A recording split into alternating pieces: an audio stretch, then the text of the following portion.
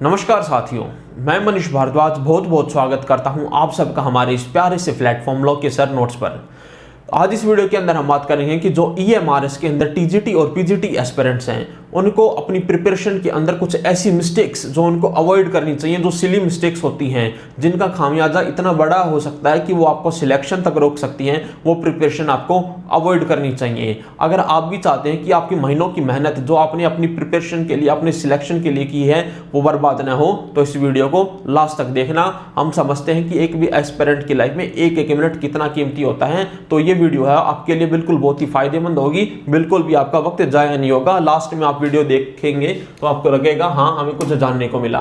तो सबसे पहली बात आती है कि किसी भी पेपर को देने के लिए ना सबसे पहले तो उसका एग्जाम पैटर्न है और उसका जो सिलेबस है ना उसको अच्छे से समझना पड़ता है। बहुत सारे एस्पिरेंट्स ऐसे होते हैं, जैसे मान लो हमारा जो EMRS का पेपर है उसके अंदर हमारी रीजनिंग भी आएगी, उसके अंदर हमारी जीके भी आएगी, उसके अंदर हमारा टीचिंग एप्टीट्यूड भी आएगा। बस काफ़ी सारे एस्पिरेंट्स क्या करेंगे, काफ़ी सारे एस्पिरेंट्स सिर्फ और सिर्फ एक ही सब्जेक्ट पर फोकस करेंगे। वो क्या करेंगे, मान लो उदाहरण के तौर पर सिर्फ और सिर्फ जो पेडागोजी का सेक्शन है उसी के ऊपर फोकस करेंगे, क्योंकि उनको मजा आ रहा है पेडागोजी पढ़ने में, वो उनका फेवरेट सब्जेक्ट है। बट आपको याद रखना है, आपके यहाँ पर सब्जेक्ट के फेवरेट होने से या ना होने से काम नहीं चलने वाला है। अगर आपको सिलेक्शन देना है तो जितने भी दूसरे पोर्शंस हैं पेपर के, सबको बराबर तवज्जो आपको देनी पड़ेगी। आपको जो टीचिंग एप्टीट्यूड है उसको भी बराबर टाइम देना पड़ेगा, आपको जो रीजनिंग है, जीके है, NEP 2020 है, इन सारी की सारी चीजों को बराबर टाइम देना पड़ेगा। ऐसा नहीं हो सकता कि आप दिन के अंदर 8 घंटे पढ़ रहे हो और उस 8 घंटे में से जो टीचिंग एप्टीट्यूड हो गया या फिर जो पेडागोजी हो गई वो आपका फेवरेट सब्जेक्ट है, उनमें से 5 घंटे आप उन्हीं को दे रहे हो और जो बाकी के दूसरा पोर्शन है आप उसको बिल्कुल भी टाइम नहीं दे रहे हो। किसी भी कॉम्पिटिटिव एग्जाम के अंदर इमोशन से काम नहीं लिया जाता, दिमाग से काम लिया जाता है। एक प्रॉपर स्ट्रेटेजी बना करके आगे बढ़ना पड़ता है। तो सबसे पहला काम है अपने एग्जाम के पैटर्न को और सिलेबस को अच्छे से समझिए। जो दूसरी सबसे बड़ी मिस्टेक आती है वो आती है कि काफ़ी सारे एस्पिरेंट्स होते हैं जो 7-8 महीने तक बहुत ही ज़बरदस्त तैयारी कर रहे होते हैं, बट उस तैयारी के बीच में एक सबसे बड़ी गलती उनसे हो जाती है कि वो मॉक टेस्ट नहीं देते हैं या फिर जो प्रीवियस ईयर पेपर्स होते हैं उनको नहीं लगाते हैं, क्योंकि उन्हें डर लगता है कि अगर उन्होंने मॉक टेस्ट दिए और 6-7 महीने से वो प्रिपरेशन कर रहे हैं और अगर उनके मार्क्स अच्छे नहीं बने तो उनका मोरल डाउन हो जाएगा। आपका मोरल यहाँ पर डाउन हो गया, ठीक है, चल जाएगा, बट अगर आपका सिलेक्शन नहीं हुआ ना आपके पेपर के अंदर तो वहां पर इंप्रूव करने का कोई भी स्कोप नहीं है। बट मॉक टेस्ट के अंदर कम नंबर आ रहे हैं तो यहाँ पर आप इंप्रूव कर सकते हैं।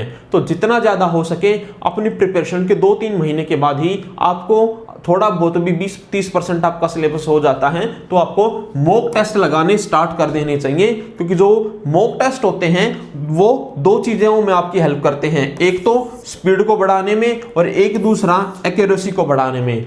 आज की डेट में कोई भी कॉम्पिटिटिव एग्जाम है उसके अंदर ये 2 फैक्टर ही मायने रखते हैं, एक तो स्पीड और एक एक्यूरेसी, यानी टाइम से पेपर को खत्म करना और अच्छे से एक्यूरेसी के साथ खत्म करना। तीसरा जो फैक्टर आता है, जो गलती आपको अवॉइड करनी है वो अवॉइड करनी है, जो आपका टाइम मैनेजमेंट है उसको अच्छे से लेकर के चलना है।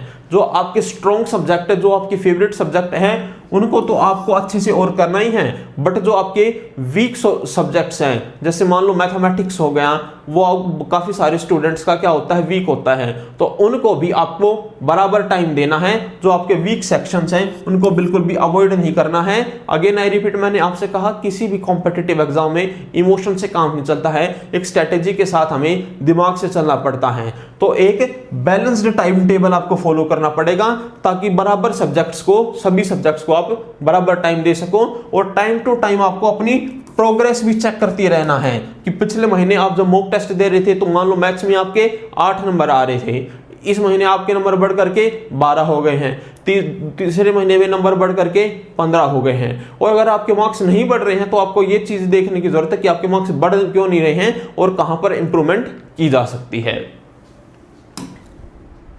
जो अगली मिस्टेक आती है लास्ट मिनट क्रैमिंग। काफी सारे एस्पिरेंट्स होते हैं जिनको 6 महीने का टाइम मिलता है, जैसे प्रिपरेशन के लिए फॉर्म आज की डेट में निकले हैं तो मान लो पेपर आपका 4-5 महीने के बाद होगा, तो अभी ये 2-3 महीने के अंदर वो बिल्कुल लेजी रहेंगे, बट जैसे ही पेपर की डेट आएगी तो वो क्रैम करना स्टार्ट कर देंगे। तो ऐसे जितने भी एस्पिरेंट्स हैं उनके लिए मैं सिर्फ और सिर्फ इतना ही कहूंगा, आप सिर्फ अपना वक्त जाया कर रहे हो, आपका सिलेक्शन नहीं होने वाला है। अगर सिलेक्शन लेना है तो आपको फर्स्ट डे से अपनी तैयारी को सीरियसली लेना होगा और उस तैयारी के अंदर आपको पूरा प्रॉपर तरीके से हर चीज को रिवाइज करना पड़ेगा, शॉर्ट्स नोट्स बनाने पड़ेंगे, प्रैक्टिस अच्छे से करनी पड़ेगी और मॉक टेस्ट होते हैं, डेली क्विज़ेस होते हैं, वो सारे के सारे आपको अच्छे से लगाने पड़ेंगे। और सबसे बड़ी मिस्टेक जो मोस्टली सभी एस्पिरेंट्स के अंदर देखने को मिलती है, कंसिस्टेंसी नहीं रहती है और मोटिवेशन नहीं रहता है। 7-8 दिन के लिए तो ऐसा रहता है, लगा देंगे, फाड़ देंगे, सब कुछ ऐसे वैसे कर देंगे, बट धीरे धीरे जो कंसिस्टेंसी होती है, मोटिवेशन होता है, वो डाउन होने लगता है। आपको लगातार अपने आप को मोटिवेट करके रखना है। और याद रखना, कॉम्पिटिटिव एग्जाम के अंदर ये एक बात बिल्कुल मायने नहीं रखती आप कितने टैलेंटेड है कितने टैलेंटेड नहीं है। यहाँ पर जो चीज मायने रखती है वो मायने रखती है सिर्फ और सिर्फ कंसिस्टेंसी। एक एवरेज बच्चा होता है, अगर वो भी साल भर कंसिस्टेंसी के साथ एफर्ट्स डालता है तो वो भी कोई भी कॉम्पिटिटिव एग्जाम निकाल सकता है। तो आपको अपनी प्रिपरेशन के अंदर कंसिस्टेंसी रखनी है और लगातार अपने आप को मोटिवेट करके रखना है। मोटिवेशन आपके लिए क्या हो सकता है? मोटिवेशन आपके लिए आपके परिवार की आर्थिक स्थितियां हो सकती हैं, फाइनेंशियल कंडीशंस हो सकती हैं, आपको उनको इंप्रूव करना है, आपके पेरेंट्स आपके लिए मोटिवेशन हो सकते हैं। अब बात आती है कि प्रिपरेशन कैसे की जाए। तो प्रिपरेशन करने के लिए अभी के लिए जो प्रीलिम्स का पेपर पहला होने वाला है उसकी तैयारी अगर आपको करनी है तो हमारा जो ऐप है लोकेसर नोट्स, इसको डाउनलोड कर लेना प्ले स्टोर से। यहां पर आपको मात्र 499 रुपए के अंदर reasoning, GK, ICT, pedagogy, NEP 2020, teaching aptitude और इंग्लिश और हिंदी, सारी की सारी ये चीजें बिल्कुल पूरे डिटेल्ड के अंदर करवाई जाएंगी मात्र 499 रुपए के अंदर। और अगर किसी का कोई भी डाउट हो तो इस फोन नंबर पर कॉल कर लेना। तो यही छोटा सा अपडेट था। जितने भी ये मिस्टेक्स है आपको ये सारी की सारी अगर आप अवॉइड करते हैं तो आपका सिलेक्शन होगा। अगर इनमें से अगर आप एक छोटी सी मिस्टेक्स भी कर देते हैं ना, अपना फेवरेट सब्जेक्ट पढ़ते जा रहे हैं, दूसरे सब्जेक्ट्स को अवॉइड कर रहे हैं, एक हफ्ता अच्छे से पढ़ाई की, फिर 4 दिन छुट्टी पर चले गए।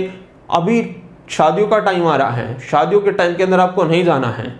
दिवाली और होली ये अब की बार 6 महीने के अंदर आपको नहीं बनानी है, क्योंकि अब की बार दिवाली और होली नहीं बनाई तो आपका सिलेक्शन हो जाएगा और जो बाकी की पूरी लाइफ है वो दिवाली और होली की तरह कटेगी सिलेक्शन के लिए। तो बस यही छोटा सा अपडेट था भाई। बहुत बहुत धन्यवाद। और मेरे जितने भी साथी सबसे पहली बार इस चैनल पर आए हैं तो चैनल को सब्सक्राइब कर लेना।